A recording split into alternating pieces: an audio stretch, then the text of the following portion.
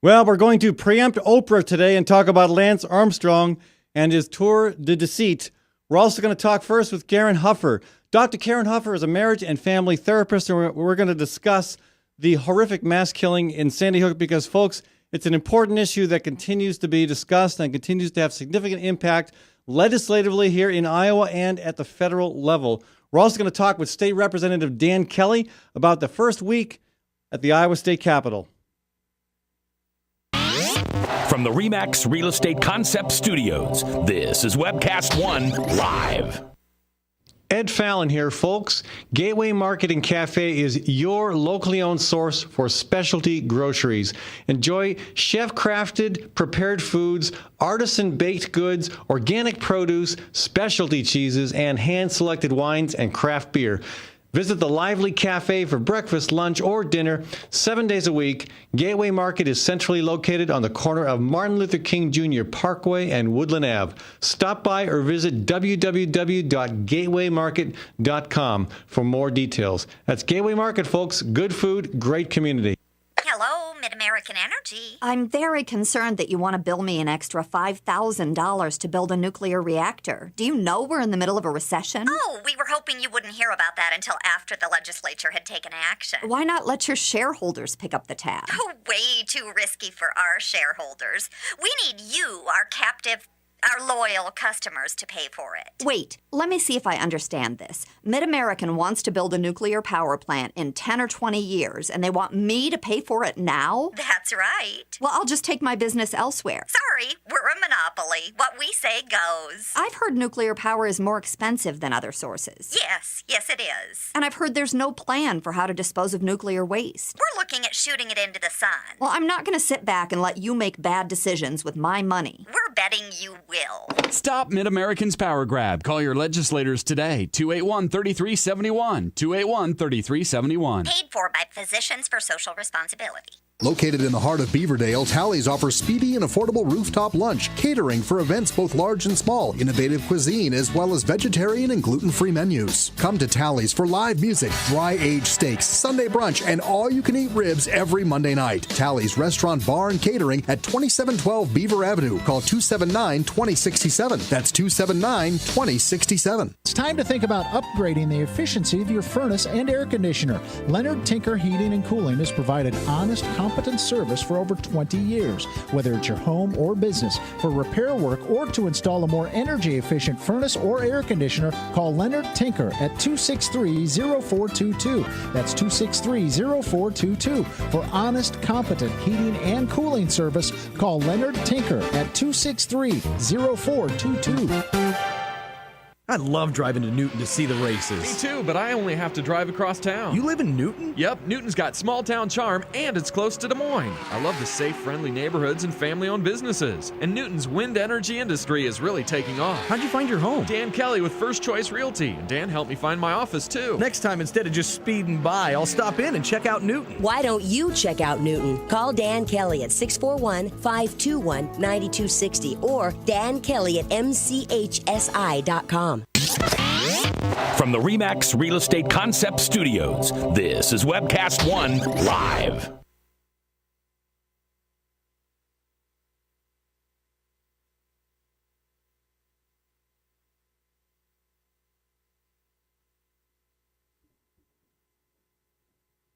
Hey, folks, welcome to the Fallon Forum. Today, we are talking with Dr. Karen Huffer.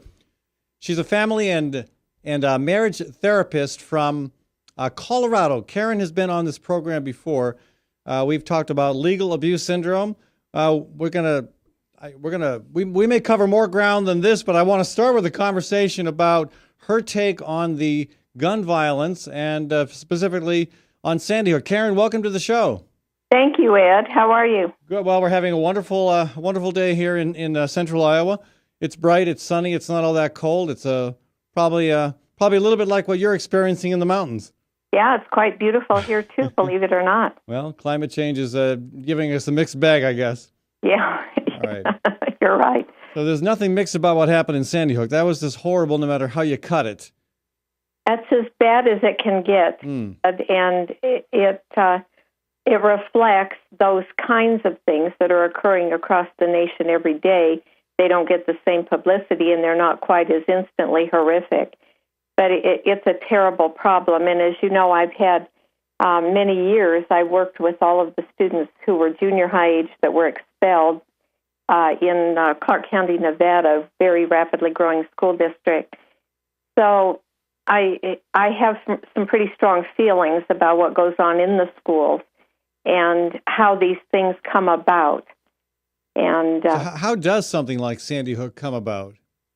Well, you have several factors, and there are no instant answers to one situation like this. But in my nearly 25 years working with these children, I think that we isolated 3 of these over my years, and we dealt with them before it became a crisis. You mean and three? They were different. You mean 3 situations that were volatile that could have led to something like Columbine or Sandy Hook or one of the other school shootings. We had one in California 2 weeks ago. I mean, right. It's become an epidemic. Yes, 3 students who had planned to hurt people, and we identified them ahead of time, kept our eye on them, and dealt with them in 3 totally different ways. And this was in Nevada, at the school you were at in Nevada. Yes, it was an alternative school. One of the students was hiding weapons on campus in the evening because we searched them in the morning. They couldn't come on campus without a dress code that really minimized pockets and that kind of thing, and we searched them every morning. So they couldn't, and we kept the focus on, do you have your pencil, do you have your notebook, you can't have gum, yada, yada, so that they didn't think about anything worse. They had to get through the line. So let me back up. When you say an alternative school, what type of alternative school are we talking about? Well, when a student is removed from regular school, expelled or suspended and taken out of regular school, then many school districts have what they call opportunity schools or alternative schools. So this is not an alternative school for the cream of the crop, but the part of the crop that falls out of the grain bin, if I can use a Midwestern metaphor. Right. Okay. And so this student was sneaking onto campus in the evening and hiding weapons. And we got him isolated and then took him to a psychiatrist. And I sat in on the structured interview while the psychiatrist questioned him, and his mind saw the world as so dangerous and so mean and so out to get him that he felt if he didn't get them first, they would get him. So he was preparing to do something horrific with the weapons he had been bringing to school. That's right, but in his mind only to even things up. Right. So what in his worldview? What caused him to develop such a negative outlook on life? How this happens? One student. That's one. One student had a rage disorder. A good kid, but if he got angry, the rage would take him over and he would do things he regretted, like he hit the coach. And that's something he never would have done otherwise without the rage disorder. He could be medicated. Okay. And we got his parents very active in his life and got him medicated. Before you tell me about the third one, Karen, too, I want to invite folks to join the conversation. We're talking with Dr. Karen Huffer, who has been on this program before. She's phoning in today from Colorado Springs. She's a family and marriage therapist and has done work very relevant to the conversation we're all having about Sandy Hook, about gun violence, about media violence, and about mental health intervention. You're welcome to join the conversation at 515-244-0077 if you're calling in the central Iowa area. Otherwise, long distance and toll free. It's 855-244-0077. So, again, Dr. Karen Huffer with us, folks. And Karen, you mentioned the third student at the school you were involved with. The third one was a top student, very quiet, very nice-looking young man. And I began to uncover his situation when I called him up to compliment him on his grades. And he began to talk about the death of his mother, which quickly, in my mind, as I constructed what he was saying, he was only 8 years old at the time, she had committed suicide ostensibly, but in fact she did it by pulling a plastic bag over her head. And, that's almost an impossible way to commit suicide because your reflex action is you'll pull it off. Yeah. I think he had killed his mother. Oh, you think? Oh, really? But yeah, he told me that he was planning. Now, that was several years before. Now, he told me that he had a knife under his radio in his room, and he was planning to kill his sister and father in the night. What would cause an 8-year-old to kill his mother? I mean, what happened? Again, it's how they see things, and it's a warped way of approaching life. But don't you think we need answers to those basic questions before we can really know how to address the problem? Yes. So how do we get those answers? Well, I sat on strategic planning committees for Clark County School District so many times, gave my time, along with other professionals, attempting to work out a program for sifting through and helping these students. We had to take the one boy clear out of school that was hiding the weapons. We took him out of school, dealt with his parents, and he wound up actually incarcerated. Okay, and again, this is an alternative school where kids who are having problems are sent. Right. Now, the proportion, you have kids that are like this, that have real mental, perceptual defects, and they're in this population. In this population also are many, many victims that brought a weapon to school because they were so frightened and they were being bullied. So what you have is this mix of the victims who brought a weapon who then get thrown out of school because they were trying to protect themselves. Then you have the kids who see life very differently. Okay. Some are schizophrenic, and we had one that voices were talking to him. And some of that may be physiological, but some of it might be environmental. It can be all of that, and sometimes it's all of that mix. Mm-hmm. Many times they need some medications, they need supervision, they need therapy. The problem we have is we are lumping these kids in great big groups in classrooms where all these dynamics are mixing together. Well, let me ask you this. I mean, this school in Clark County, Nevada, folks, just to make sure, not Clark County, Iowa. Right. We have one of those here. Who doesn't? But in Clark County, Nevada, this school is an alternative school for the most troubled children in the public school district. So, I mean, is the conversation? But here's my concern: is we're talking about where we're likely to find the most troubled kids, and yet the school shootings we're seeing are, for the most part, in the general population of the public school district. The schools where you've got the mix of kids, the best. Right. And not quite the worst. Again, we're assuming the most troubled kids go to some type of alternative school, but we're talking about these horrific killings happening in the general population among our school kids. Right. Well, now let me tell you, if I hadn't called the one boy up and had the time, he would have been quietly getting really good grades all the way through school, doing whatever it was he had to do. The boy with the rage would be going off. They wouldn't have any understanding about giving the medication. From the time that the Bush No Child Left Behind came in and the emphasis on testing came in, the human services to the kids, as I observed it in 25 years of being involved with schools, began to fail. The focus came on getting those test scores up, and the pressure on the teachers was phenomenal. So you put some of the blame on No Child Left Behind. It altered everything for us. We couldn't manage our own budget so that we could use who was effective in a job. We had to go by paper and pencil credentials. Not that I'm against that. Now, Karen, that's interesting, and maybe a little bit. I mean, I've been a strong critic of No Child Left Behind. I was when I ran for governor, when I ran for Congress. I've been a critic of it since, and I know a lot of good folks involved with education here in Iowa who have nothing good or very little good, if anything, to say about No Child Left Behind. But this is an accusation, if you will, that goes beyond anything I've heard. That perhaps the shift in how we measure performance required by No Child Left Behind, the emphasis on testing has distracted resources, has taken resources away from where we should focus them that might have actually identified problems early enough to prevent them from happening.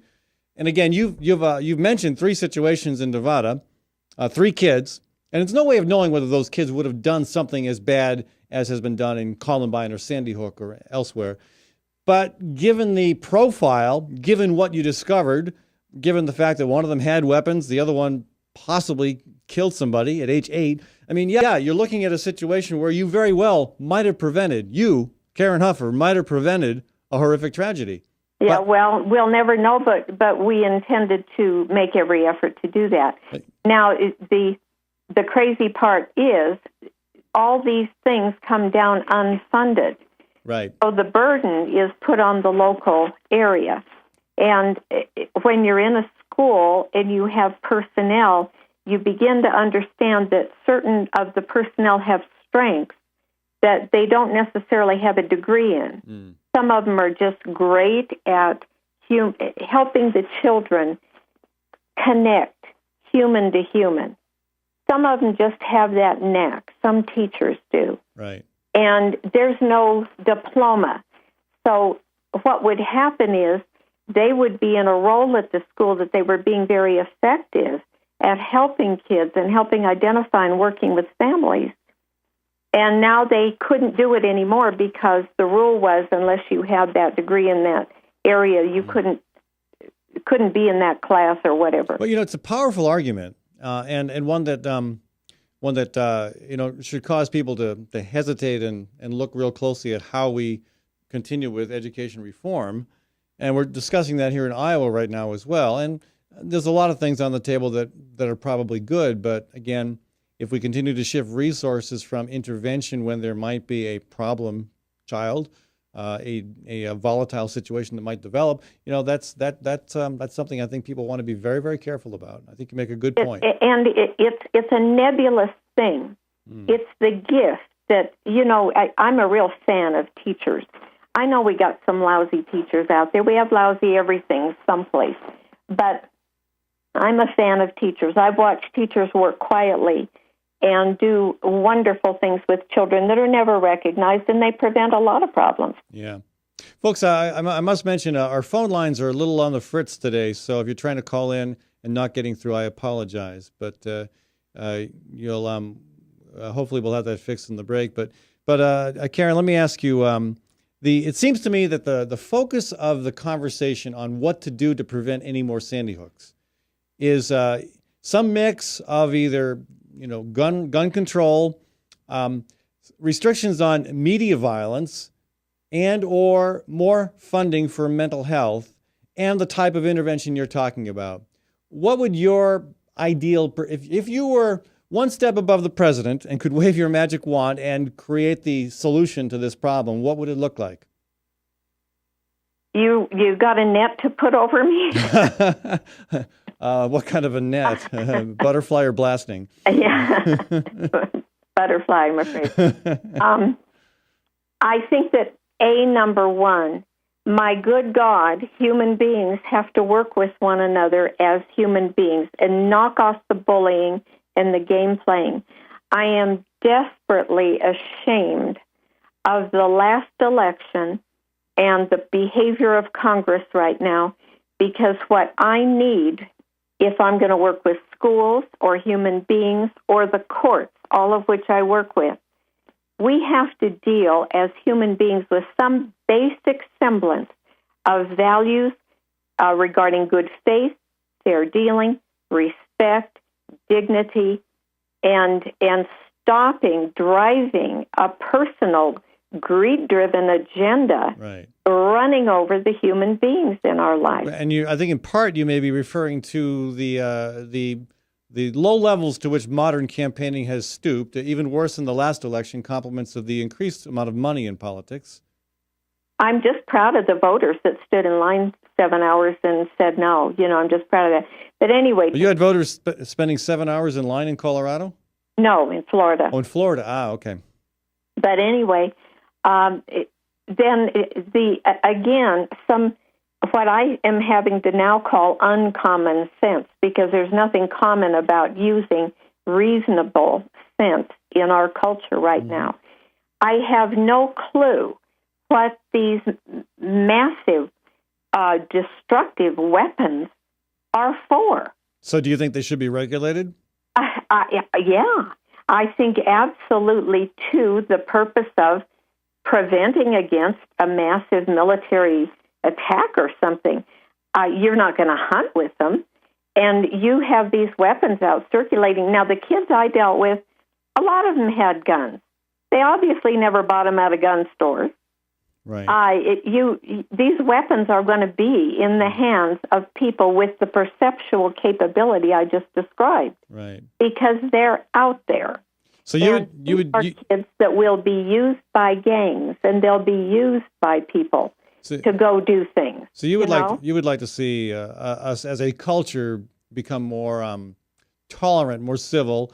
Obviously, you'd like to see more done with intervention, and you'd like to see some gun control. What about the issue of media violence? Well, when the children I worked with went home and turned a key in a lock, and they were there alone, and they spent the whole evening strategically murdering, killing, outpowering, and bullying. And a lot of these were kids that had been bullied at school, and they were upset anyway. So they weren't bad children at all. Many of them, like I said, took a weapon because they were frightened. Right. And but when you spend your time, we have to study this. And the Health and Human Services needs to get into this and study it, because we know that you get desensitized when you are put into a situation. That's part of the training I do with PTSD. Yeah, we've had several conversations on this program, and I have some folks who are often with me on issues who believe we should do nothing about violence in the media. I have other friends who believe we should do nothing about gun control. So I'm glad to hear you and I tend to be on the same page, that there should be a mix of strategies that we need to engage in order to address the problem. Karen, I've got to move on to another segment of the show. Thank you so much for joining us. Well, hey, thank you for having me. I enjoyed it. And Karen is also the author of Legal Abuse Syndrome.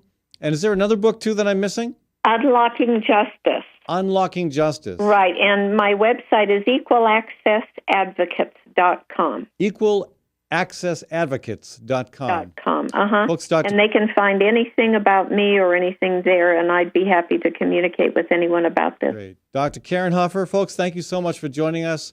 I want to thank the Sierra Club and Physicians for Social Responsibility for being sponsors of the Fallon Forum, and for Gateway Market for sponsoring this segment of our show. Gateway, of course, is my grocery store. They're at 20th and Woodland in Sherman Hill. And again, not only do they get a lot of food from local sources, great dairy products, they have 200 types of cheese. The gal who runs the wine counter, Abby, knows more about wine she has more knowledge on wine in one fingertip than I will ever have in my life. And of course, they've got breakfast, lunch, and supper in their wonderful cafe, and a great catering service as well. So folks, check them out. That's Gateway Market and Cafe at 20th and Woodland. We'll be back in a few minutes with more conversation. I want to thank Webcast One Live for providing the studio for the show. And Webcast One, of course, is here in the Skywalk. And the upcoming, some of the upcoming sponsors you hear from are supporting Webcast One Live's presence here in the Skywalk. We'll be back in a minute, folks, with Bob Graham, cyclist, talking about Lance Armstrong, Lance's Tour de Deceit. From the RE/MAX Real Estate Concept Studios, this is Webcast One Live. Drug and alcohol addiction slowly steals a person's identity, tearing away pieces of their life little by little, until one day it seems like the hope of a happy future is gone and there's no chance of getting it back. Here at St. Gregory Retreat Centers, we can assure you that there is hope. Our unique approach to recovery begins with the understanding that the dysfunction and damage caused by addiction can be overcome, not just dealt with. Don't let another day go by. Call St. Gregory today.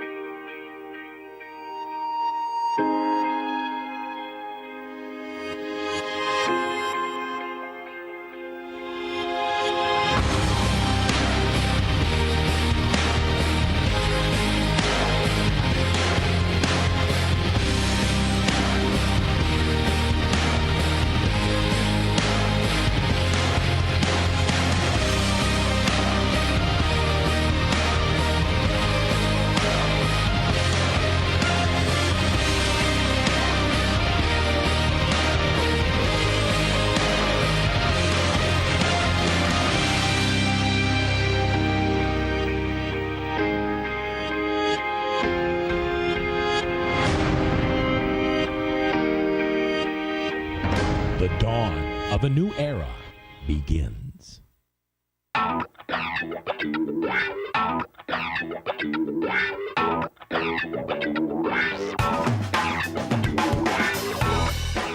good morning. This is the 7th of June in the Lord's year 2010, and this is day uno one of webcast1live.com. We will begin with Max World Live with my special guest, Tom Coates. In just a minute, there's Tom. Wait.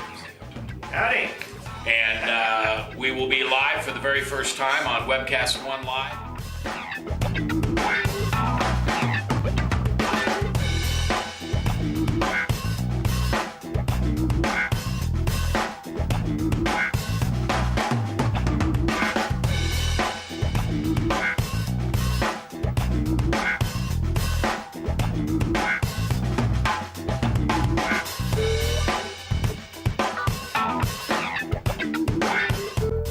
Someday we're going to look back on this and say, gosh, remember that old day in history? Wonder where Walter Cronkite was. He must have been around hanging there too.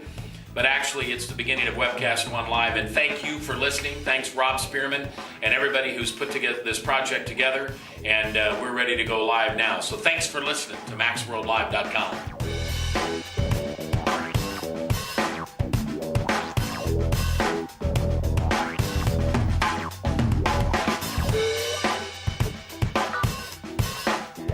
I can't tell you that it's going real well from time to time, but it is going, man.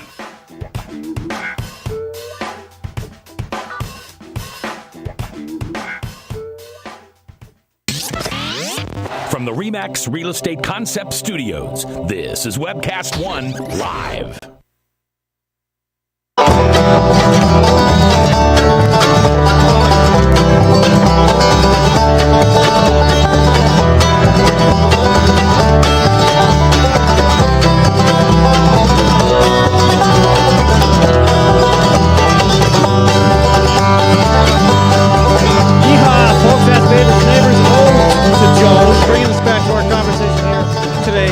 On the Fallon Forum. I'm excited to have State Representative Dan Kelly joining us in the final segment of the show. Dan is just about done with his first week of joy and fun at the State House. We'll talk with him about what's going on up there. But first, we don't talk a lot of sports on the show, but of course I do frequently interview my bicycle because she is so profound and because she hauls me around the town for about, 3,000 miles a year.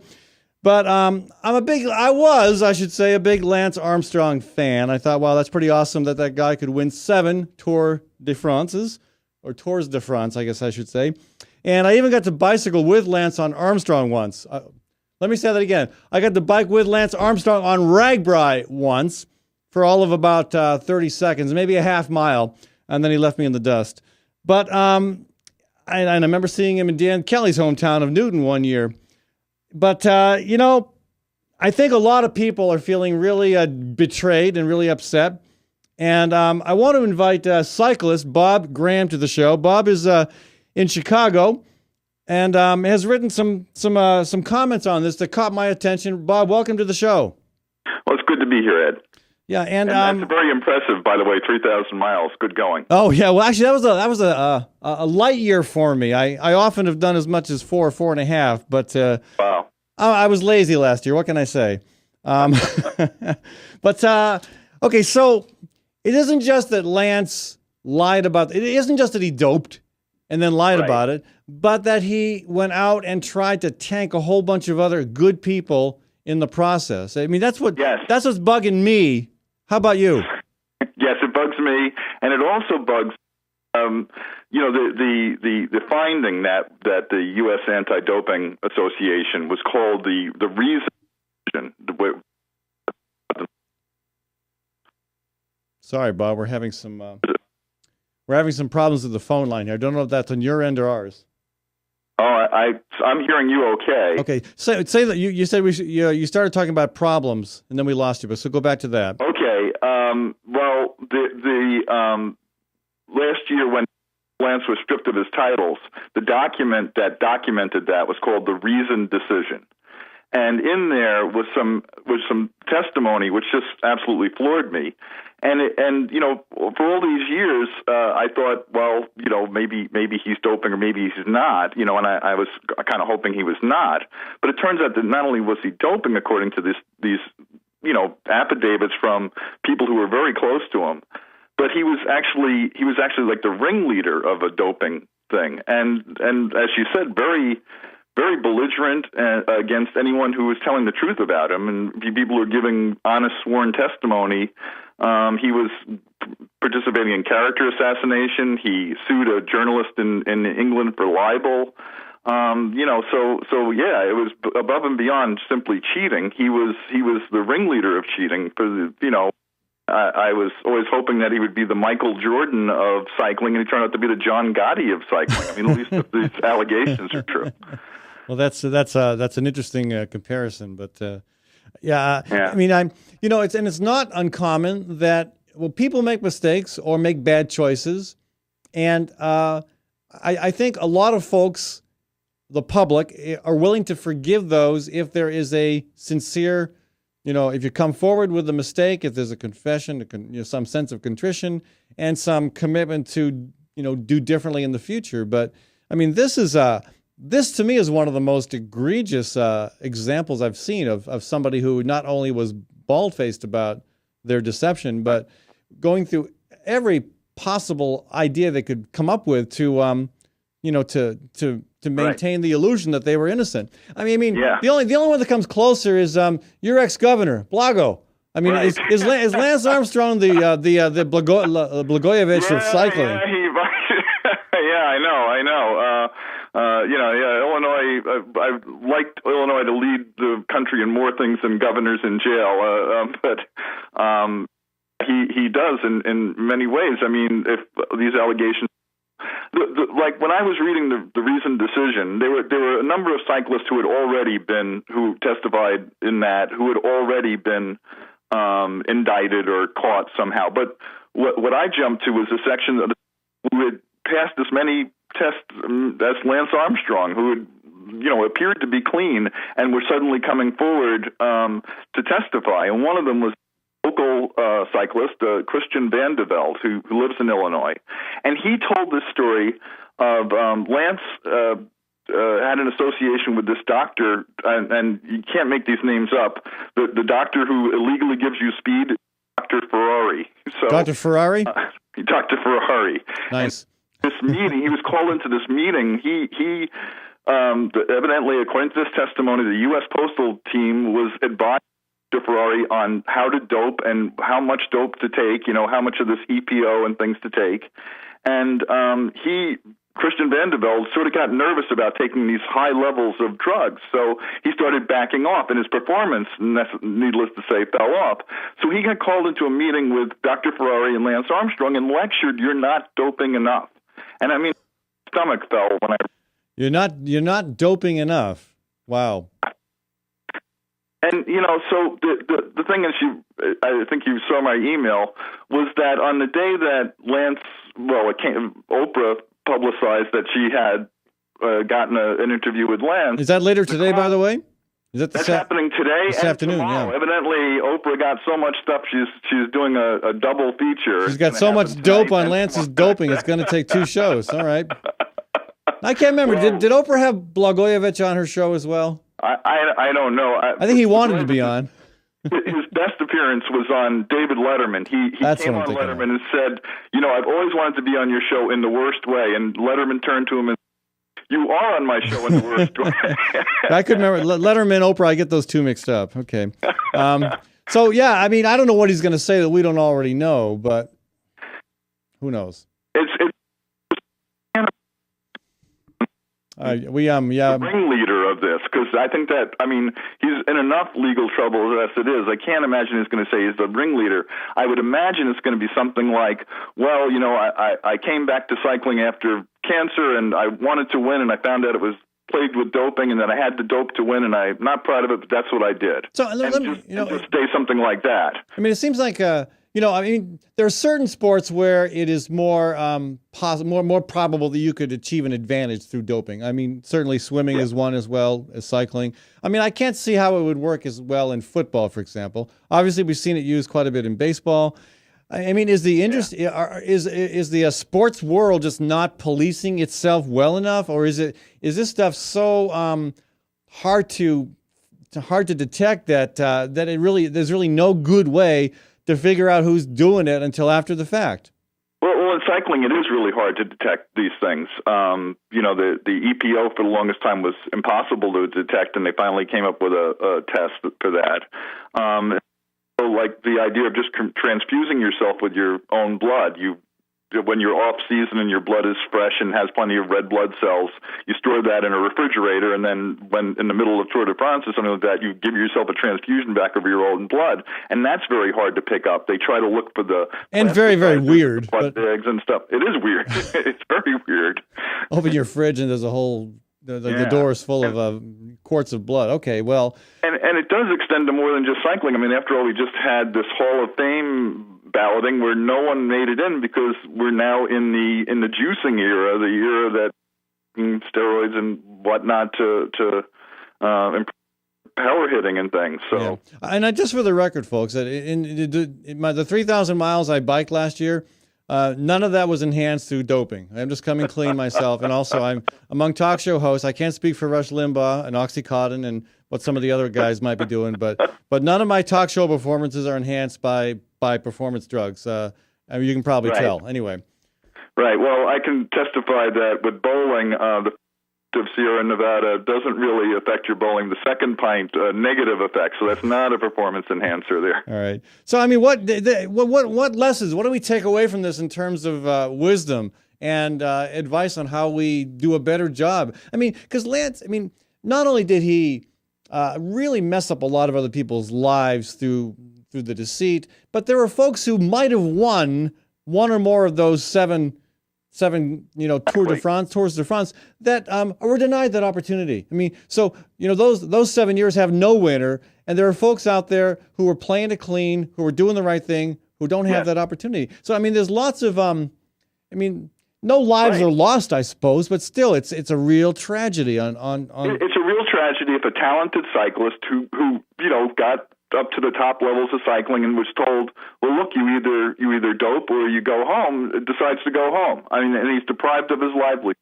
Really, he's deprived of a whole career. I mean, what's a career worth? I mean, so that's really a form of theft. And that, good point. In part of my email, I talked about Nicole Cook, who is the gold medalist from England, right? Yes, she's from Wales, actually, but she rode for Great Britain. And she was retiring on the day that all the stuff about the Oprah thing was coming out, and she said, "Look, don't cry for Lance Armstrong. I mean, don't have any sympathy for that guy. Have sympathy for all the clean riders who either did poorly, couldn't make a living, or just walked away from it out of disgust. I mean, these people were deprived of their careers. I mean, they're the ones who really got, Is there any reason to suspect that people in charge of managing cycling knew and looked the other way? Or do you think they genuinely were trying to do their best, and cyclists like Lance were just finding ways of coming in under the radar? There's testimony from a couple of these cyclists in that reasoned decision that says that the UCI, it's the International Cycling Union, but in French it's something like Union Cycliste Internationale. Nice accent, UCI, Bob. that they knew that there were officials there who knew what was going on, and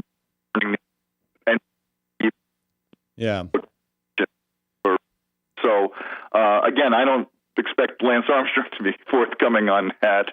No. But if he decided to, that would be where he could do a service. If he really did know about all this stuff and just blasted the whole cycling establishment apart and let them start all over again with a clean slate, that might be something that he could do of service. Well, and I don't ever watch Oprah, but maybe it's worth tuning in this afternoon, or maybe I'll just wait till read the articles in the online afterwards. But yeah, maybe he will, maybe he will offer something that will give him some opportunity to save face a little bit. But I think there's probably enough damage done where that would be minimal. Yeah, I watched them through 7th Tours de France, and that takes a long time. I mean, the race goes on for virtually the whole month of July. So, I mean, I keep going back and forth. All the countless hours I've spent in this guy, do I want to invest two more? Yeah, no, probably not. But it may be hard to resist. Anyway, Bob Graham, folks, joining us from Chicago, an avid cyclist himself and someone who has been tracking the whole Lance Armstrong debacle closely. I really appreciate you taking the time to join us, Bob. Oh, it's great to be here. And I understand you're friends with Ron Yarnell, one of my frequent guests and yes, callers. I am. Old friends, very old friends, back to college days. Okay, well, you're done. You're done keeping an eye on Ron. Now it's my responsibility. Okay. All right. Thanks, folks. So we're going to stick around for one more segment here with Dan Kelly's going to join us from his perch at the state capitol. We'll talk about the state legislature week 1.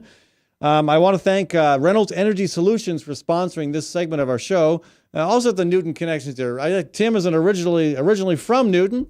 He's in Des Moines and offering a tremendous opportunity for people who want to know what their energy situation is. Tim will do you an audit for free. That's not a heck of a good sentence, but Tim will do an audit for free. It'll be much more thorough than what you're probably going to get from Mid-American or anyone else. He'll find ways in which you can save money and save energy. Again, the audit is free.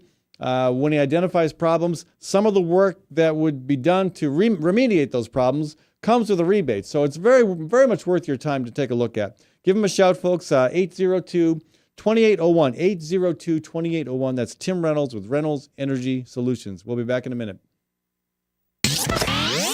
From the RE/MAX Real Estate Concept Studios, this is Webcast One Live. Hey folks, it's Ed Fallon. I want to tell you about saving energy and saving money. Tim Reynolds with Reynolds Energy Solutions will give you a comprehensive energy audit that will cost you nothing. And Tim will identify the many ways in which you can reduce energy use while saving money. Now, I had Tim over for an audit last month, and I was amazed, I tell you, at how much energy was going through the roof, out the windows, the back door. You get it. So before the cold winds of winter really blow hard, give Tim a call at 802-2801. That's 802-2801. I'm a burrito. I'm a fighting burrito, full of fresh ingredients prepared before your very eyes. I don't have eyes. I have over 28 options and 268 million combinations, including Rizo for vegetarians. I can take my meat off and call myself vegetarian. Put that back on. The Fighting Burrito is locally owned. I'm owned by some big corporation somewhere. Say, you want to go on a date? No thanks. I'm seeing a quesadilla. The Fighting Burrito online, fightingburrito.com. Join the fight. Times are tough, and most people are just trying to make their cars last a little bit longer.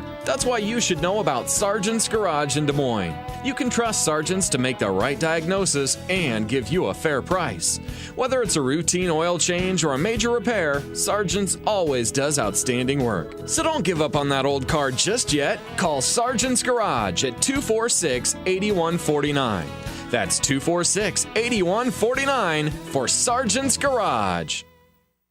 Ludwig van Beethoven here. I used to be so tired all the time, not from composing and playing, but from moving my piano. But now I feel so much better. I call S&P Piano, and they will bring my piano anywhere. They also sell and rent pianos, used ones, new ones. You get the idea. Call S&P Piano right away at 208-6453. That's 208-6453. S&P Piano. Nestled in the heart of downtown, Ritual Cafe is one of Des Moines' most unique places, offering a wide variety of coffee and tea. Ritual Cafe also serves the only all-vegetarian menu in town. And Ritual Cafe is a cultural hub for artists and musicians, with a performance stage hosting local, national, and international talent. Make Ritual Cafe a part of your daily ritual. On 13th Street between Locust and Grand in downtown Des Moines. And check out ritualcafe.com. Wow, some wedding. Yeah, I've never seen a bride in coveralls. Right, and skipping down the aisle to accordion music. Not to mention the reception. That wedding cake was a freaking fruit cake. It's your wedding. Don't leave anything to chance. Diana's Wedding Cakes. Using only the finest, freshest ingredients with free on-time delivery and setup. Choose one of Diana's custom designs or create your own. Call Diana's Wedding Cakes, 641-275-9279. That's 641-275-9279. From the RE/MAX Real Estate Concept Studios, this is Webcast One Live.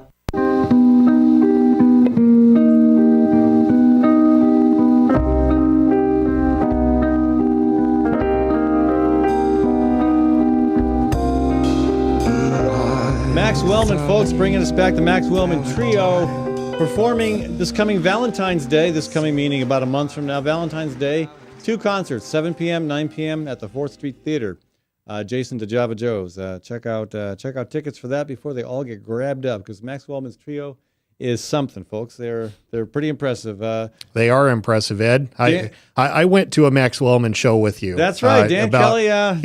Yeah, I am a fan. I couldn't find a real date, so I took Dan Kelly with me. That's right. I was introduced to the Max Wellman music experience by Ed Fallon, and it is well worth it. And that's the first I had seen him perform, and I'm a proud subscriber to his. Good. Yes, I'm a proud subscriber to the Max Wellman music collection. Yes, and I've just become one as well. So, that's right. That's right. Yeah, and again, I don't know what you're doing on Valentine's Day. Maybe you'll be working late. Maybe they'll let you out. Anyway, good stuff happening down there at 4th Street Theater that night. Probably not going to be spending Valentine's Day with you, Ed. All right. Probably not. I wasn't offering. I was just saying if you had a date, you could come. No. All right. Enough of that. Okay. All right. So, we've been talking a lot about Newton today. Lance Armstrong appearing in Newton. Yes. Tim Reynolds, a former Newton resident here in Des Moines, doing good things for energy efficiency. And now we have the state rep from Newton in the studio. Absolutely. And, I wanted to just briefly comment on, I was listening in on that last segment, and I can't tell you how upset I am about the Lance Armstrong situation. Yeah. I was a big fan. I feel terribly let down. And, Lance was in Newton. Newton was the first Iowa town that he visited. On Ragbri. Years after that, he did go on Ragbri, and more towns saw him, and he rode through. But Newton was the first one. It was a big night. Yeah, all of downtown was filled with folks. Yeah, the town square was packed. You couldn't move elbow to elbow, literally. Yeah. And that I always thought that'd be something I'd really remember, in a memory I'd cherish. And now that's tarnished. The memory's still there, but the cherishing part is kind of I actually faded. have an aerial photo on my wall of the Newton Town Square on the Ragbri Day that Lance visited. And I got Lance to sign it at a separate Ragbri event. And now I'm just going to take it off my wall. And, it's a terrible feeling. You still wearing the yellow bracelet? Oh, no. No, but I've got a couple of them in my jewelry box. I've got one of the T-shirts. I was into it. And another aspect of it is, he's been really involved in cancer research and raising funds for that. And I don't know, does he deserve credit for that, or did he create more problems than it was worth? You got to reanalyze the whole thing. And it's, so moving from a conversation about deceit to the state legislature, where I just had to mention that deceit never happens at the state capitol. It's warm and fuzzy week, as we used to call it. Sure, everybody comes in, and the first big task is to get their seat assigned. Right. So, and I know it's amazing how seriously that's taken. It is taken seriously, I got news for you, Ed. Where are you? When you came to visit me at the Capitol, after the swearing, I was in your old seat, seat number 3, and I didn't know that was your seat. I just chose it because I thought it was a nice seat, and it was available when it was my turn to pick. Because like me, you have good taste. Yeah, well, that's true. But I have moved to the left, Ed. I have moved further to the left. I am now in seat number 1. Which used to be Mike O'Brien's seat. Okay. Yeah.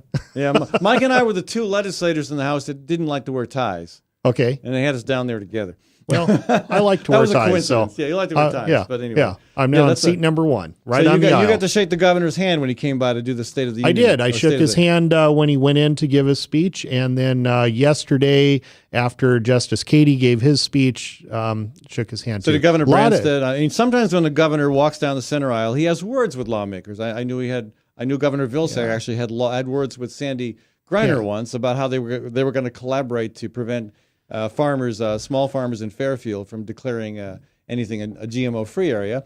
That's an aside. So did you have any words with the governor? Did he ask you? He said, "Nice to see you," and I said, "Yes, sir." And that was the conversation. And you just say, "Nice to see you, Governor," and I need all your help, all the help I can get for wind energy this year. Well, I think he already knows I'm after that, but it's not really. I didn't judge that as a suitable moment for that conversation. See, you're much more tactful and diplomatic and probably sensible than I am. But, well, thank you. Wind energy not been discussed yet, but what are the big issues seem to be education, commercial property tax, There's an article in today's paper about campaign finance. We have Senator Yoakum. Yes. Senator Yoakum and Senator Danielson both talking about action on that. So what's your take on the issues we're seeing discussed in the press and what's happening behind the scenes? Well, this is something I've noticed in my first term, the previous 2 years. Often what is in the print and electronic media and on the internet previous to the session is not exactly what we talk about during the session. I'm not sure exactly how that happens, but I do think we are going to address property tax relief. I think there will probably be a gas tax bill at some point that we examine. There's a pretty strong coalition in place to push for a gas tax increase, but a lot of legislators are very skittish about that because the public support is not there. Right. Where do you stand on that? I think it's fair to say that I lean against it. However, I am open to taking a look at the bill when it is actually introduced and we take a look at it in caucus and on the floor. I'm not going to lock myself into a vote because I want to see exactly what's being proposed. Well, and that's probably strategically, that's probably a good position to take too. Well, it's much more than strategy. That's actually how I feel. Well, I mean, it's not. I appreciate that. Yes. That's actually how I feel. I mean, I have to be honest with myself and with listeners and you, Ed. I do lean against it. When families are really struggling to make ends meet, paying more pennies at the pump, I have a hard time with that. However, I do know we have infrastructure needs, and I'd like to know exactly what infrastructure improvements we are talking about. That's why I want to wait and see the bill. Are we talking about improving our rural roads? Are we talking about improving some of the roads? Well, the roads that already exist, or are we talking about building new roads? I want to see exactly what's being proposed. What about tying in public transportation with any Sure. if there's going to be any increase? And again, I'm like you, and I don't have to take a vote on it, but Right. I also have mixed feelings about it. But I think if there is going to be any kind of an increase, we ought to be looking at the full range of transportation options. Right. And maybe this is the way to get Governor Branstad on board for support for Amtrak, which seems like a really silly thing to me that he has declined to support the appropriation that passed under the Culver administration. Right. Exactly why I don't want to lock in totally against it, because if there are good things for public transportation, you mentioned rail and so forth, that's a possibility. Also, how is this going to affect energy efficiency? I think when we need to re-examine exactly how we pay for our roads, because when we are basing it on how much gas we're going to sell, we're kind of betting against energy and fuel efficiency. And the Obama administration has made fuel efficiency a real focus area. They've made some great steps in that. And technology is advancing. The car industry is advancing, and fuel efficiency is something we have to do for our environment and our pocketbooks. And I think we're betting against that. And I know there will be people who argue against any money from the road use fund going to buses or trains. And I've often thought that was really silly, especially when it comes to the gas tax. I'm sorry, last I checked, buses run on gas. So some of them are have a mixed fuel issue. But buses use gas as well. And so and they use roads. And so they have an impact on the roads, probably not as much as semis, but probably more than your personal vehicle, except if it's an SUV. But trains, trains don't use gas, obviously.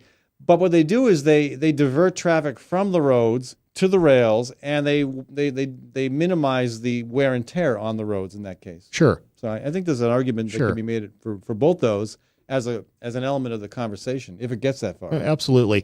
And I think we're making good steps in Iowa on mass transportation. You can now get on a bus in Des Moines and go to Iowa City or go further. And you can go all the way to Jacksonville, Florida. You went all the way to Jacksonville, Florida. So we're making progress. We're not where we need to be. Yeah. I do support the rail project from Chicago to Iowa City to Omaha.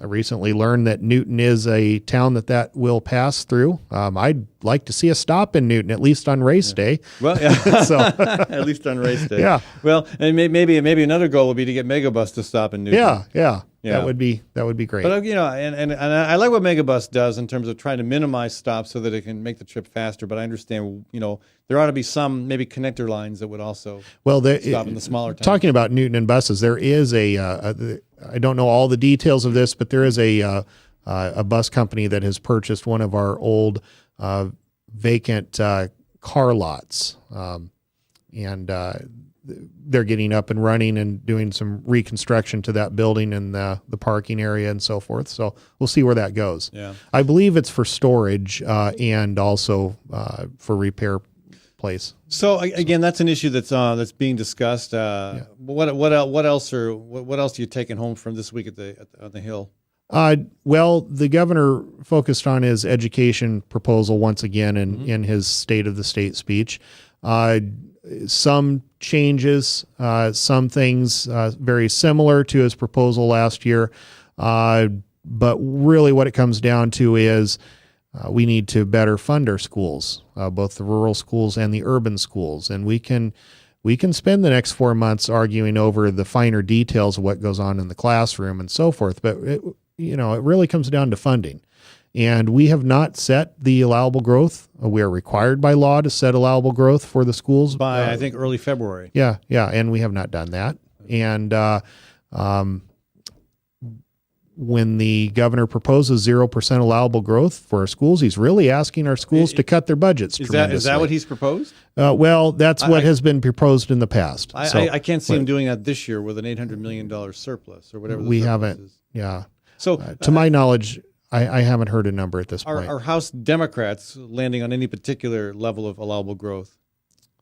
There has not been a number that we have arrived on at this point. Yeah, well, but zero shouldn't be an option. Zero is a cut. Actually, 2% is probably a cut. Yeah. When you look at the additional costs, and Wellmark just increased their premiums for private policies 12% on top of increases in every year previously. Right. You start thinking about all the folks in the school district and the increase that the school district has to pay for their portion of the health care plan. You look at increased energy costs. You've got to have at least a 2%, 3% allowable growth increase in order to meet existing expenses. Well, here's what frustrates me about the education discussion, and I brought this up in caucus this morning. We focus on the numbers, we focus on the details of the legislation. Let's talk about the kids that are involved in this. The kids in my district, in the Baxter schools, that is a very nice rural community in my house district. They've lost 50 students over the last 2 school years. Now, to many urban legislators, that doesn't sound like a huge number, 50. But to a rural legislator, they understand that. 50 is a tremendous number for a school district to lose. Yeah. And here's what's happening. The school is cutting their orchestra program and taking a look at their music and arts programs. And that's where they go first for those cuts. Right. And that affects the value of the education that the students can get.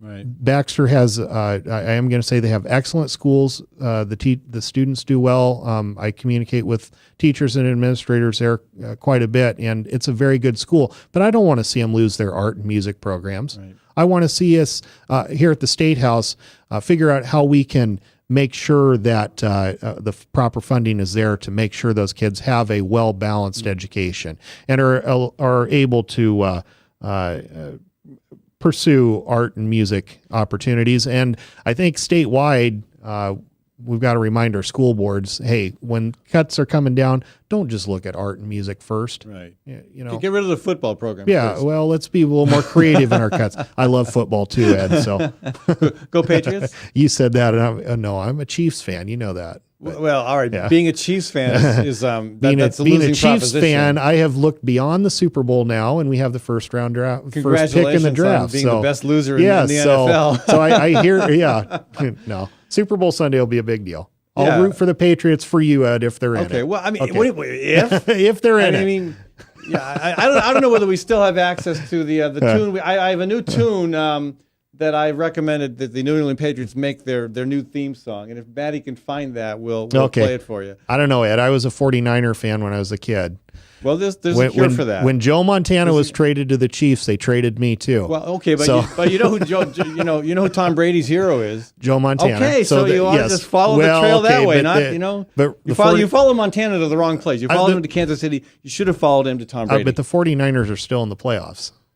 Right. Yeah. We could have a 49ers Patriots Super Bowl. Then it could get ugly. Clash of the coasts. The historic Titans of the NFL. Anyway, I don't know whether we have this new tune. No, anyway, I'll have to play it for you sometime. But folks, State Representative Dan Kelly, my guest, this segment of the show. Thank you for your update. Yes. Well, thank you, Ed. Yeah, good luck with that. The conversation on education, very important, and also the transportation discussion also going to be very important. It was an exciting week, and my family came up for the swearing-in ceremony. My 8-year-old nephew held the Bible when I raised my right hand, and that was a real thrill for him. Trevor. For him and me. So hopefully he's old enough that he'll remember that, because I know I will. And again, I think I've congratulated you, but maybe not on the air. I mean, you won your first election 2 years ago by 272 votes? 274. Sorry, I didn't mean to sell you short there. 274 votes. And this time you won by how many? Close to 5,000. You won by 5,000. Yeah, that's in the positive. So that's a slight increase. I almost had 10,000 votes. If I'd gotten 185 more people to the polls, I would have had 10,000. So you went votes. from Dan Squeaker Kelly to Dan Landslide Kelly. Kelly. I like to do everything one way or the other. Well, I think it's that because you do. I mean, it's really important to stay in touch with your constituents, to work on the issues they care about, obviously, but also to make sure they feel they can call you when they've got an issue, and you've obviously done that. I love serving in the State House, and I know this is the political thing to say, but I love representing the district I represent. It's my hometown. They're the people I grew up around, and I'm very thankful for this opportunity. Actually, I'm going to assume that about 2,500 of the 5,000 vote victory margin you had was from your hard work, and the other 2,500 was from your regular appearances on the Fallon Forum. I think we talked about this before. We did a poll, and you accounted for 7-8% of the vote. All right, well, there we go. We'll take that. Okay. All right, Dan, thanks for joining us. Thank you, Ed. Folks, tomorrow, Jeffrey Weiss with the Catholic Peace Ministry and Ben Stone with the American Civil Liberties Union, Iowa chapter. We're going to talk about drones and about the secrecy that the Obama administration is wrapping around that issue. That's a little disconcerting. We'll talk with them about that. We'll also talk a little bit more about the gun violence issue. And Ray Lakers is going to join us with his take on the medicinal marijuana issue. Again, I want to thank Ritual Cafe for sponsoring this show, for Gateway Market, for Fighting Burrito, for Tally's Restaurant, Bar, and Catering, for all the folks that believe in the progressive alternative to right-wing radio. Also, Tinker Heating and Cooling. And folks, if you need work on your furnace, it's going to get cold again. You should give Leonard Tinker a shout. He's been doing this for over 30 years. You can reach him at 263-0422. That's Tinker Heating and Cooling at 263-0422. Bradshaw is with you next. I'll be back tomorrow at noon. I want to thank Webcast One Live and my wonderful producer, Maddie Arrington. Thank you, folks. I'm Brian Leach, owner and general manager of Service Legends. I brought along a couple of the home comfort heroes. Hi, I'm Tammy Wells. I am Nick Wondershot. I'm administrative mmanager. I'm the senior technician from Service Legends. It seems like every good thing, when you feel it to the bone that it's good, there's a lot of hard work put behind it. I don't think that you can fake it and have it turn out good. You know, if we seem like, okay, that's just weird, it's just a furnace, why would you believe so deeply in a furnace? It's not just that, you know, we want to show the world that you can have good service. Yeah, I mean, it's your home. You know, it's built into our daily trainings, it's built into our culture, that we're gonna do whatever it takes to have each client say they love us, period. That's why we spend all the hours in the training that we do. And if we guarantee it's gonna be a good experience for you, or else it's free, what type of work do you think we're gonna do? There is a guarantee. Temperature selection guarantee, fixed rider it's free guarantee, comfort guarantee, best value guarantee. All of these guarantees hold us accountable to ensuring that we exceed your expectations. And if for whatever reason we'd fail and we can't make it right, we guarantee all of those guarantees with a 100% money back guarantee. I mean, if you don't think that your technician can fix it right, are you gonna say that to a client? No.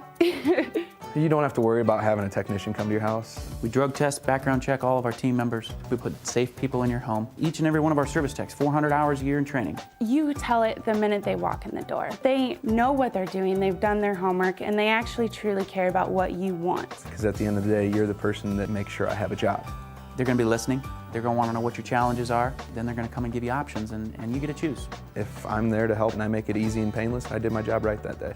Well, when it comes to your comfort, safety, and your family, you don't necessarily go buy the most expensive, but you get the most bang for your buck. Oh, it's worth it, because there's a lot of people that will find a way to get it to work right now and then leave and then come back, charge you again, and the cycle just repeats itself. So when I'm out there looking at the furnace, I want to find why it failed today. How can we change the part today with something that you're not going to have to worry about? Is it worth changing the part today? I mean, you can put a lot of money into a furnace. I can fix parts all day. There's good job security in that for me, but is it the right thing for you? I get a lot of the phone calls of after the technicians are there. They're just in awe. They're like, wow, you guys are great. I mean, I don't even know what to say. You guys are great. Everything you did was perfect. It was great. Keep going though, I like this. Just give us a try. I'm gonna take all the risk. I've got the time to make this right. I've got the support to make it right. Just check us out. And if you don't see the value in what we do, I mean, fixed right or it's free or 100% money back. enough said.